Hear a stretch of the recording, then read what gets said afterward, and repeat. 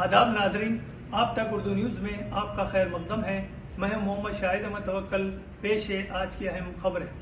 साबिक रियासती वजीर जोगू रामन्ना की क़यादत में BRS पार्टी आदिलाबाद की जानिब से तामसी बस स्टैंड पर बड़े पैमाने पर एहतजाजी धरना मुनक्कद किया गया। रेलवे अंडरब्रिज के ज़र अल्तवा कामों को फौरी तौर पर शुरू किया जाए या फिर अवाम की सहूलत के लिए पुरानी सड़क को खोल दिया जाए। बसूरत दिगर अवामी मसाइल के पेश नज़र खुद अपने खर्च से गड़े को भरकर आमद व रफ्त बहाल की जाएगी। इस बात का मुतालबा साबिक वजीर व सदर जिला BRS पार्टी आदिलाबाद जोगू रामन्ना ने किया। इन्होंने बीजेपी के MLA पायल शंकर और MP नगेश पर इल्ज़ाम आयद करते हुए कहा कि वो सियासी मफादात को छोड़कर अवाम के मसाइल पर तवज्जो दें। इन्होंने कहा कि वो कानून की खिलाफ वर्जी करते हुए अवाम को गुमराह कर रहे हैं।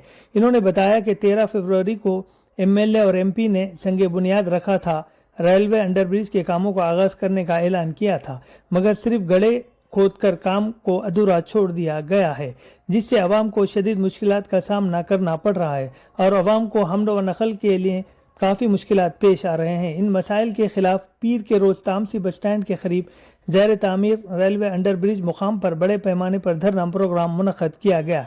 इस एहतजाज में दुकानदारों, मुकामी अफराद और दीगर महलजात की आवाम ने शिरकत की। इस मौके पर जोगू रामन्ना ने ज़र अल्तवा कामों के मुकाम का दौरा करते हुए अधूरे कामों का जायजा लिया और मुकामी अफराद के मसाइल से वाकिफियत हासिल की।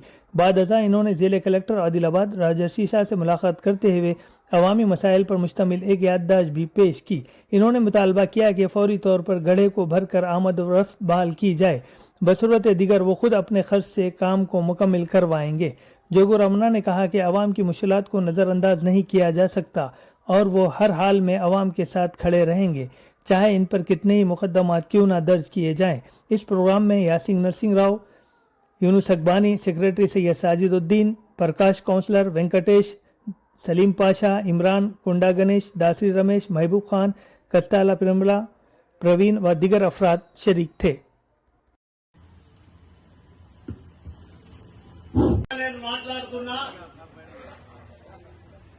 అని చాలా మంచి సందేశం ఇచ్చాడు మానేష్ శంకర్. కార్యకర్త తండ్రి చనిపోయాడు, ఏం పేరు గణేష్ అని,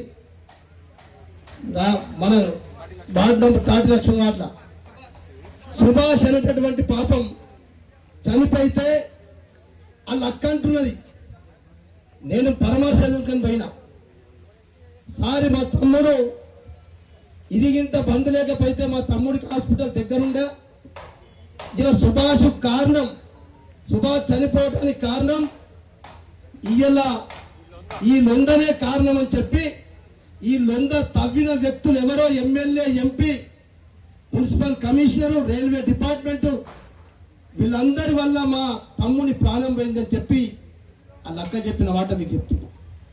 కానీ అది ఎలక్షన్ ఎన్నికల రాజకీయం ఎందుకని చెప్పి నేను పక్క పెట్టిన. నేను మీకు అందరికీ కూడా చెప్తున్నా, ఇక్కడ ఉన్నటువంటి యువకులందరికీ, ఇక్కడికి వచ్చినటువంటి పత్రికా మిత్రులకు, వేదిక ఉన్నటువంటి వ్యాపార వర్గాలకు, ఇక్కడ ఉన్నటువంటి మా మహబూబ్ ఖాన్ గారి పెద్ద మనిషి, పాత రిపోర్టరు, ఇక్కడ ఉన్నటువంటి ప్రజానీకానికి అందరికీ పేరు పేరున నమస్కారం తెలియజేస్తున్నా. ఎందుకు చెప్తున్నట్టు ఇలా చట్టం గురించి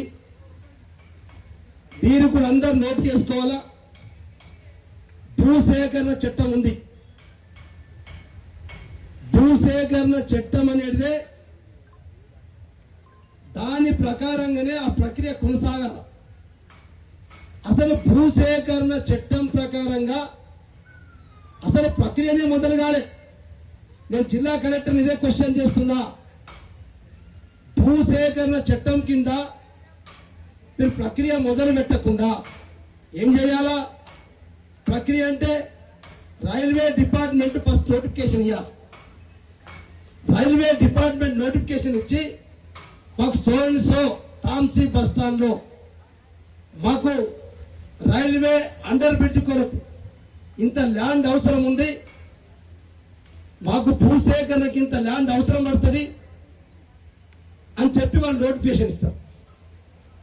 ఆ నోటిఫికేషన్ తర్వాత అదే రైల్వే డిపార్ట్మెంట్ రాష్ట్ర ప్రభుత్వానికి ఎన్విరాన్మెంట్ ఫస్ట్ ఏంది, ఎన్విరాన్మెంట్ క్లియరెన్స్ దొరుకుతుందా దొరకదా, స్టేట్ గవర్నమెంట్ ఎన్విరాన్మెంట్ క్లియరెన్స్ రాస్తే ఎన్విరాన్మెంట్ క్లియరెన్స్ స్టేట్ గవర్నమెంట్ ఇచ్చిన తర్వాత ఏం చేయాలా? అప్పుడు ఆ ఎన్విరాన్మెంట్ క్లియరెన్స్ వచ్చిన తర్వాత ఈ రైల్వే డిపార్ట్మెంట్ ఏదైతే ఇక్కడ ఉన్నటువంటి ఈ ఏరియాలో ఎన్ని బిల్డింగ్లు పోతున్నాయి, ఈ బిల్డింగ్లు పోయిన తర్వాత ఆ భూమి ఎవరిది ఎంతెంత పోతుందో ఈ ఎన్విరాన్మెంట్ సర్టిఫికేట్ స్టేట్ గవర్నమెంట్ ఇచ్చిన తర్వాత ఎవరి భూమి ఎంత పోతుంది, ఈ సంబంధించినటువంటి దీనికి సంబంధించిన డిపార్ట్మెంట్ ఏదైతే రైల్వే ఉందో ఈ రైల్వే డిపార్ట్మెంట్ ప్లగ్ మార్కింగ్ చేయాలి. ఈ బిల్డింగ్ ఎక్కడి వరకు పోతుంది, ఈ జాగ ఎక్కడి వరకు పోతుంది, దాన్ని ప్లగ్ మార్కింగ్ చేసిన తర్వాత అప్పుడు జిల్లా కలెక్టర్ గారు ఆ ప్లగ్ మార్కింగ్ ప్రకారంగా రెవెన్యూ డిపార్ట్మెంట్ సంబంధించినటువంటి వాళ్ళ ఆఫీసర్స్ సర్వే చేయాలి. ఈ ప్లగ్ మార్కింగ్ ప్రకారంగా ఇప్పుడు మీ పేరేమంటారు, సాయి ప్రకాష్ చెప్పిండు అసలు తన బిల్డింగ్ ఎక్కడి దాకా పోతుంది, ఎంత పోతుంది, ఆ ప్లగ్ మార్కింగ్ తర్వాత సర్వే చేసి దాదాపు ఇప్పుడు కోర్టుకు పోయిన వాళ్ళల్లో నాకు తెలిసి 36 మంది 25-36 మంది కోర్టుకు పోయిన వాళ్ళు కనీసం దీంట్లో ఎన్ని బిల్డింగ్స్ ఉన్నాయి, ఎక్కడి వరకు పోతుంది అనేది ఇప్పుడు ప్లగ్ మార్కింగ్ లేదు. వాళ్ళ రెవెన్యూ వాళ్ళ సర్వే లేదు.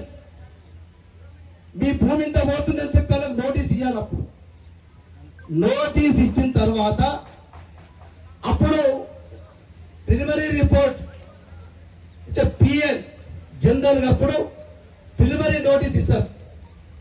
ప్రిలిమినరీ నోటీస్ ఇచ్చి దీనికి సంబంధించినటువంటి ఒక అపాయింట్ కాల్ అంటుందని కంపాయింటెంట్ ఎవరైతే ఇస్తారో ఆఫీసర్ని జిల్లా కలెక్టర్ గారు కాలా కింద ఒక ఆఫీసర్ని ఆర్డీఓని పెడతారో ఎవరు పెడతారో పెట్టి 100% ఆఫీసర్ని జిల్లా కలెక్టర్ నియమించాలి.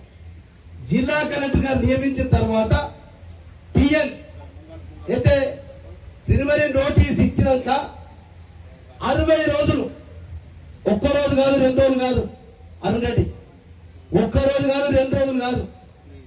పిఎన్ అంటే ప్రిలిమినరీ నోటీస్ ఇచ్చిన తర్వాత 60 రోజులలో ఈ ప్రక్రియ సాగుతుంది.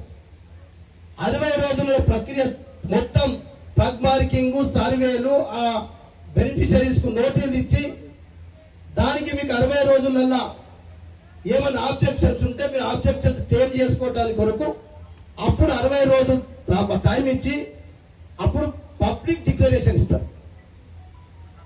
పబ్లిక్ డిక్లరేషన్ ఇచ్చినాక ఆఫ్టర్ 30 days అప్పుడు అవార్డు పాస్ చేస్తారు.